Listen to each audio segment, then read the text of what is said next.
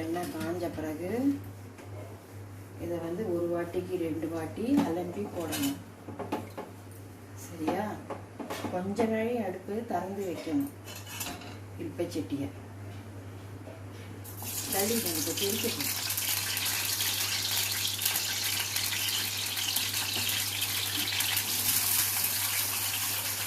எண்ணெயை போட்டு எண்ணெய் காஞ்ச பிறகு இதை போடணும்.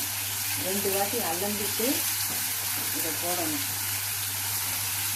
போட்டுட்டு கொஞ்ச நாளைக்கு கடாய் வந்து திறந்தே வைக்கணும். அது கொஞ்சம் வதங்குற வரைக்கும்.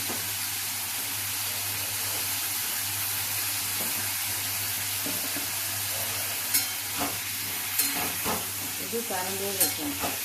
கொஞ்சம் கலரி விட்டுட்டு திறந்தே வச்சாக்க அந்த அதில் இருக்கிற ஈரப்பதெல்லாம் போன பிறகு உப்பு போட்டு மஞ்சப்பொடி போட்டு மிளகாப்பொடி போட்டு மூடி வைக்கணும்.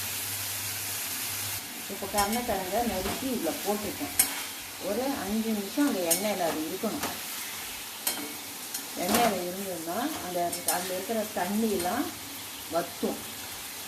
வற்றின பிறகு உப்பு உரப்பெல்லாம் போடணும். உப்பு உரப்பு போடுறேன் பாருங்க.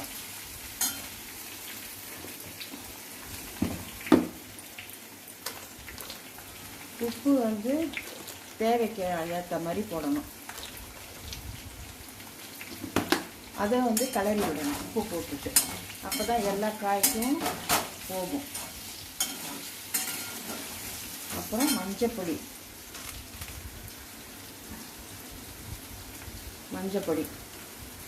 அப்புறம் மிளகாப்பொடி, வெறும் மிளகாப்பொடி. காரமாக இருந்தால் காரமாக வேணும்னா கொஞ்சம் நிறையா போட்டுக்கலாம். உரப்பு வேண்டாங்கிறவளுக்கு கொஞ்சம் கம்மியாக போட்டுக்கலாம். நான் கொஞ்சம் காரமாக பண்ணுறேன். இதை வந்து நல்லா கிளறி விட்டுட்டு இதை மூடி வைக்கணும். அப்பப்போ மூடி வச்சுட்டு 2 நிமிஷத்துக்கு ஒரு வாட்டி 2 நிமிஷத்துக்கு ஒரு வாட்டி கிளறி விட்டோன்னா அந்த வந்து உப்பு உரப்பெல்லாம் அது உள்ளே இறங்கிடும். அடுப்பை ஃபுல்லாக சின்னதாக வச்சுட்டு சின்னதாக வைக்கணும். ஃபுல் சிம்மில் வச்சுட்டு கிளறி விட்டுட்டு வந்து மூடி வச்சோம்னாக்க அந்த ஆவியில் நல்லா உப்பு உரப்பெல்லாம் இறங்கிடும் அது உள்ள. சட்டியை மூடி வச்சு 5 நிமிஷம் ஆகுது. திறந்துட்டு இப்படி கிளறி விடணும். கிளறி விட்டோம்னா அந்த உப்பு இறக்குறதெல்லாம் இறங்கும் அந்த காயில். அது மாதிரி 2 வாட்டி பண்ணினோன்னா நல்லா ஃப்ரை ஆகிடும். இன்னும் ஒரு வாட்டி மூடி வைக்கிறேன்.